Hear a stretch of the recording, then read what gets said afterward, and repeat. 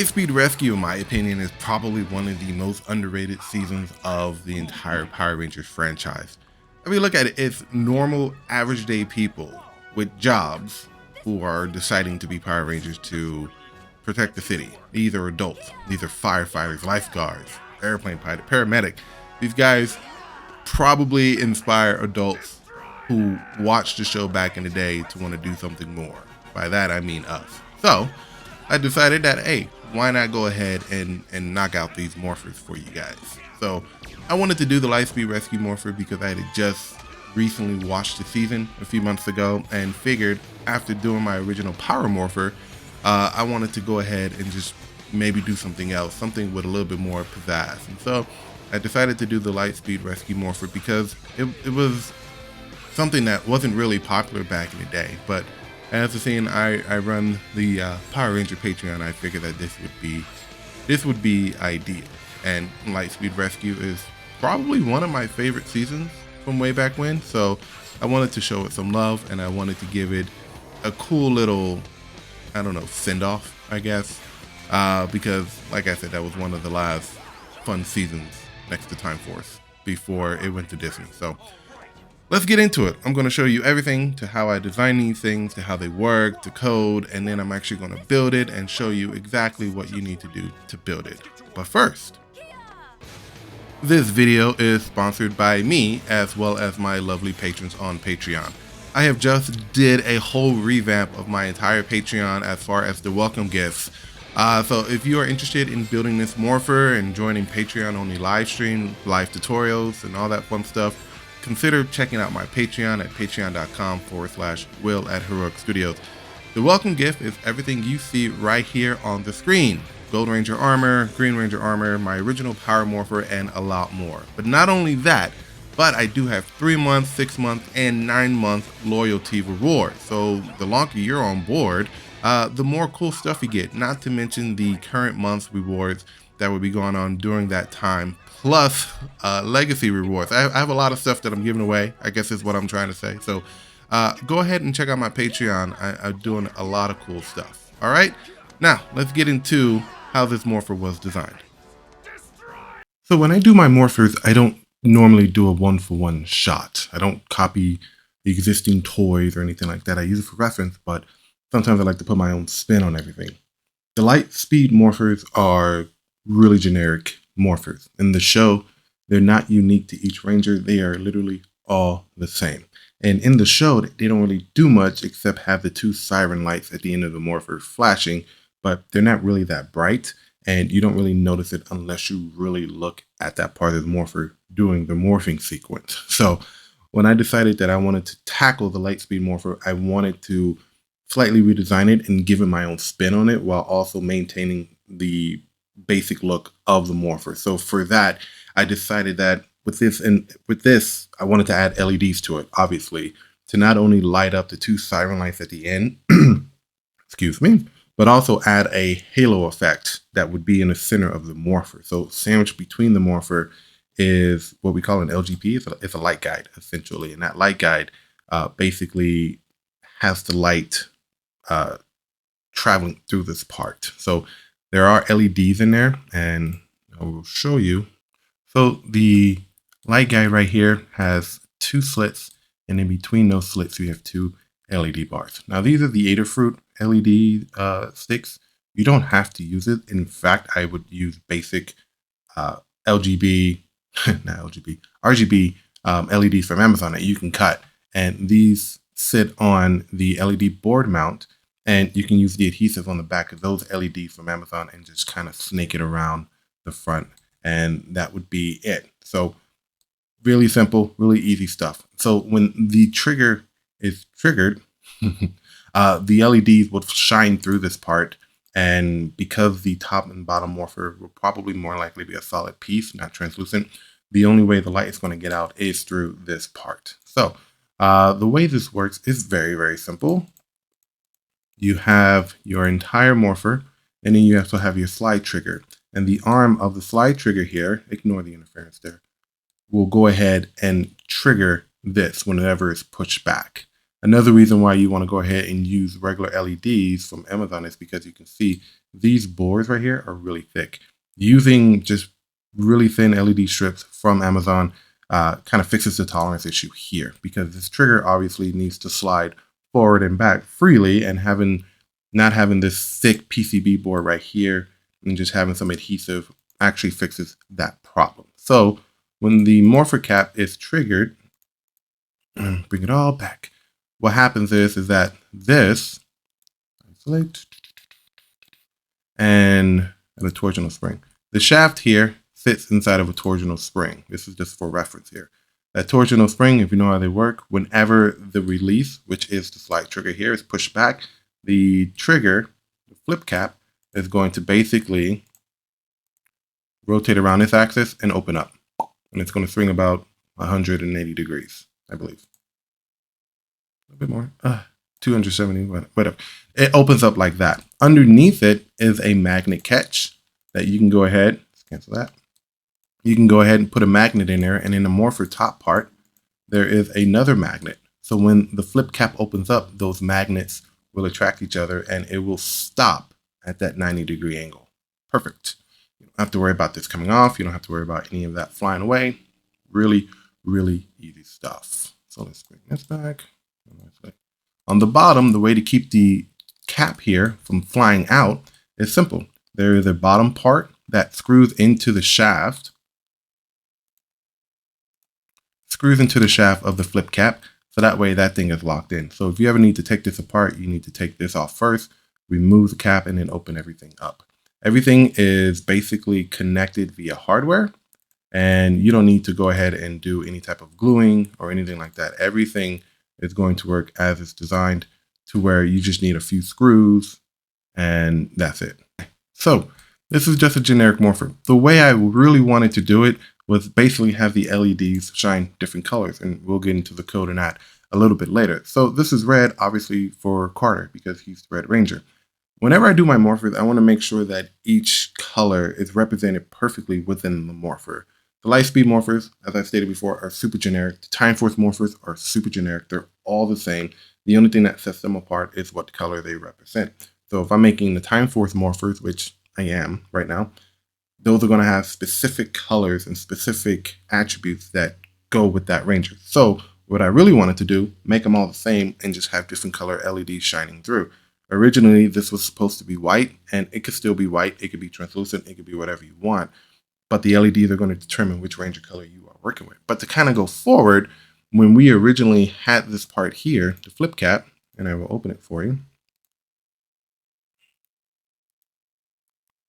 When we originally had the flip cap opening up, there was just a little nothing there. It was bare. I added the little traces for the microchips because what I wanted to do is add each Ranger's color chip that you can insert in here. So the morpher would be generic, but each Ranger would have their generic color chips that you can insert in here. So when the morphing sequence activates, the LEDs that are in here not only shine through the RGB, but a portion of that will shine through these chips. And these chips, they just sit in there. You can use a little dab of glue if you want to make it a permanent match. Or what I use is little glue dots. Just peel it off, put it on the back, press it in there, you're good, okay?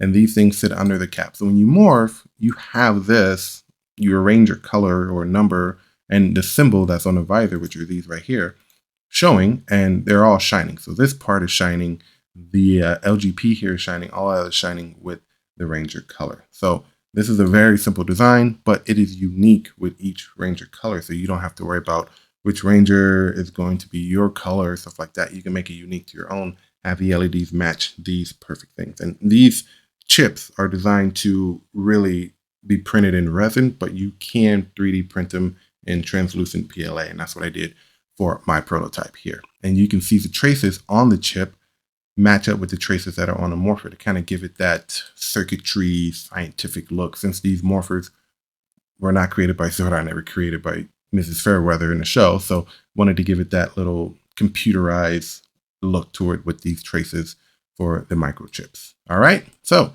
that is how I did this morpher. Let's get on with the build.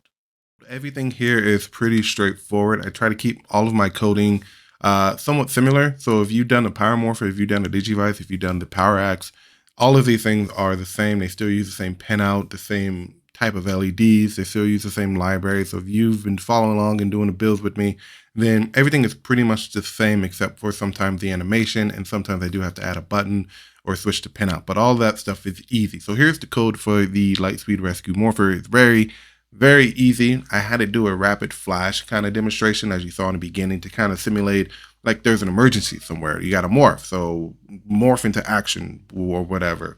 This code is designed to just every time it hits a lemon switch, which is in the morpher itself, it activates the LEDs, and the LEDs will flash brightly about 10 times based on whatever colors you have right here.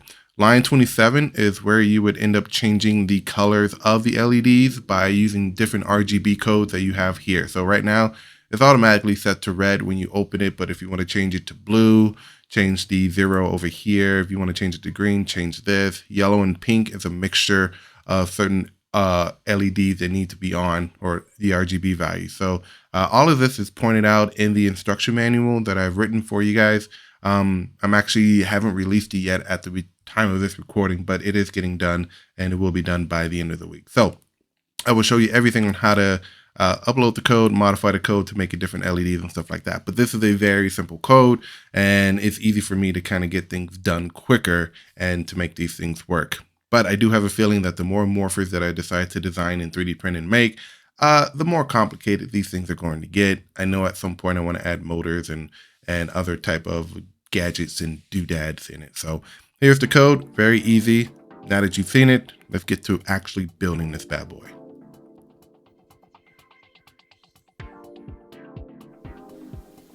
Now it's time to put all of this together and make the Lightspeed Rescue Morpher work. Shout out to anybody who has a Bamboo. I would love to see this in 3D printed color. I don't have a Bamboo yet. I'm trying to get one, but I know a lot of my patrons, they have it. So if you're watching this and you happen to be a patron or you're not a patron, I would love to see this in some Bamboo. So I'm just going to walk you guys through the assembly process really quick. We went over the design, we went over the code. Now we're going to put it all together in real time. Okay? Alrighty, so let's jump into it. First thing before we get in there, I do want to point out these glue dots.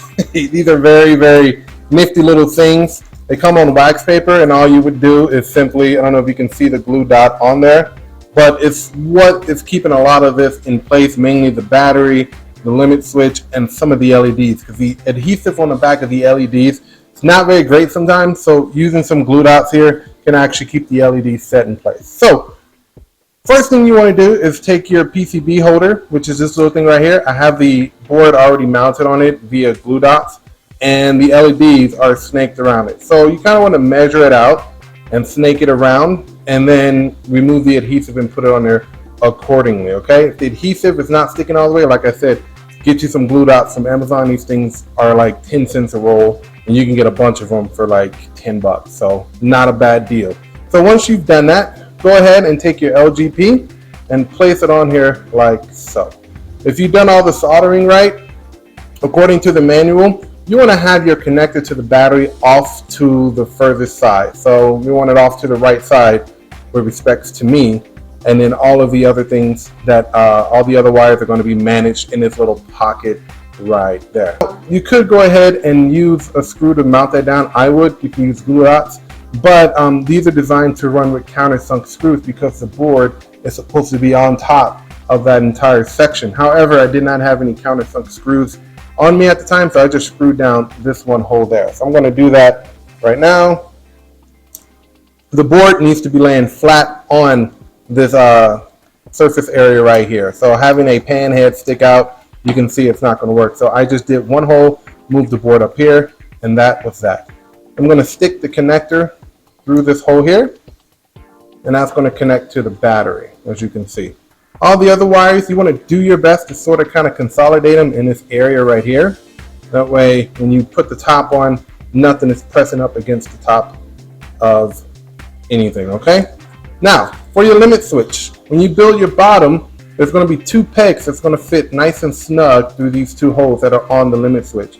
Just press them in there and press them down, and you can use glue dots to hold this in place. The reason why I'm using glue dots is, yes, they are removable. So if this goes bad, or if this battery here is bad, you can simply pull it off and put it on there. I'm not going to take it off right now. Just take my word for it. These things are really great. They're snug. They're not going anywhere. Okay. So once you have everything in place, limit switch is working. It's where it needs to be. You're going to take your LGP. LGP stands for light guide. This basically is what's diffusing the light of the LEDs. Okay. Kind of giving it that halo effect. And connect your battery. And if you have a battery that's rechargeable, which this one is, when you connect it, you should see the green light of the LED on the Arduino come on like that. So when you hit the limit switch, so there's a break in my limit switch wire. I gotta take a second and go ahead and resolder that together. So give me a moment.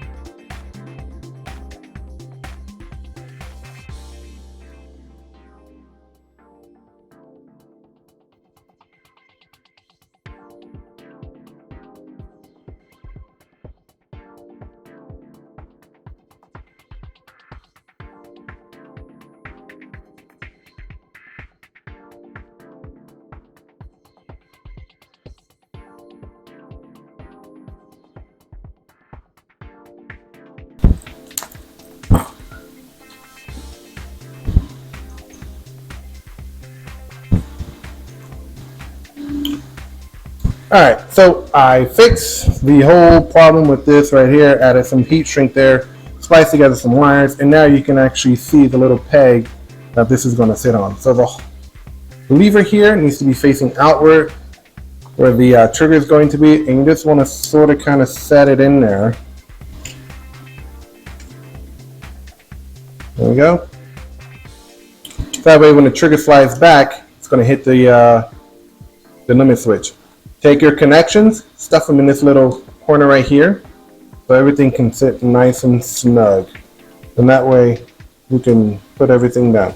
Make sure all your wires are out of the way when you're putting this down. There you go. Check around all the edges to make sure there's no wires sticking out, because you need everything to sit on there nice and firm. Cool. So now, screw everything down.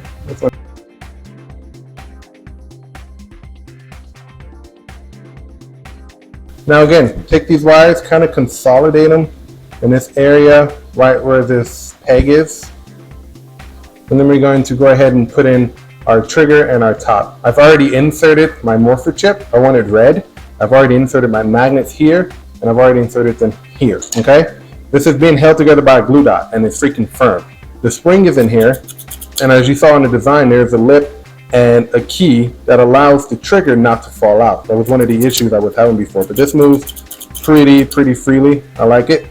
We're going to place this right on top, and we're going to place it where the long edge here of the trigger is going to slide between the LEDs, and it should meet. There we go. All right, cool.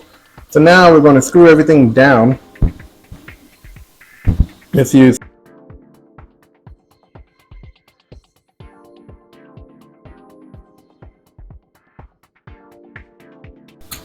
There we go. Check and make sure everything works. Now, for your torsional spring, I kind of cut mine a little bit short here. You don't want to cut it too short. You want to leave like maybe 3 or 4 millimeters on the end, because this end is actually going to be sticking into this part here. There's a hole where you put in your torsional spring, and that like kind of trench that's right there. I don't know if you can see it. And that is where you're going to put the torsional spring. Here we go. So if you cut it too short, it's going to sometimes fall out. That's okay. But just stick it in there like that. And then you're going to place your flip cap right here in there all the way down. And this edge here is what's going to rest along the edge of the flip cap, making it flip open and flip close. giving it that springing power. Okay, so just to test it, just like that. Test it again, just like that. So we're going to close it. We're going to turn it upside down, and this little piece here is actually going to be the thing that keeps the flip cap down. You can see the shaft of the flip cap in there. Maybe you can, maybe you can't, but the shaft comes all the way through, and this little guy actually meets it. You screw it down, and that's what keeps it from falling out. You don't want to make it too tight, but just enough to where when you open this, it does what it needs to do. If it's too tight, if it's not opening up properly, just loosen that screw right there, you should be good. But no sweat. This is really easy, a really simple project. I'm happy with it. I'm glad it turned out this way. Now for the last piece, you do have your wrist, and as you saw in the intro, this actually magnetizes to it, and it gives you that opportunity to wear it on your wrist without having any Velcro or anything like that. So you have that option to use it, or you can just super glue some Velcro on here if you're going to do that. However you want to do it. I printed this out of TPU, and if you're going to be like me, be careful. You want to make sure that these holes where the magnets are holding are shallow enough to house the magnets. Otherwise, they're going to not fit right. And this is what's happening with mine right now. So I have to go back and reprint it. So there you go. That is how you put together your Lightspeed Morpher.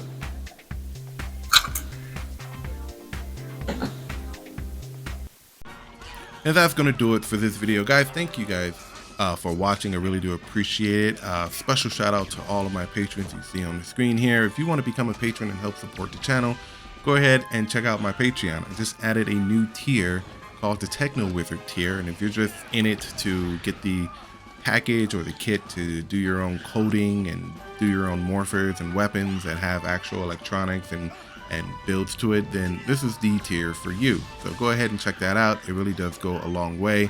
And of course, you can check out me over at Things.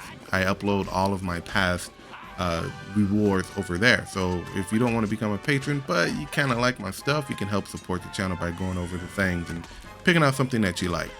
There's also a membership over there too. You get last month's rewards from Patreon. I don't know if that's an incentive for you guys, but hey, go check it out anyway. So I'm working on other morphers. I'm working on other doodads that you guys can put together, all designed, all coded, all written down and instructed by me.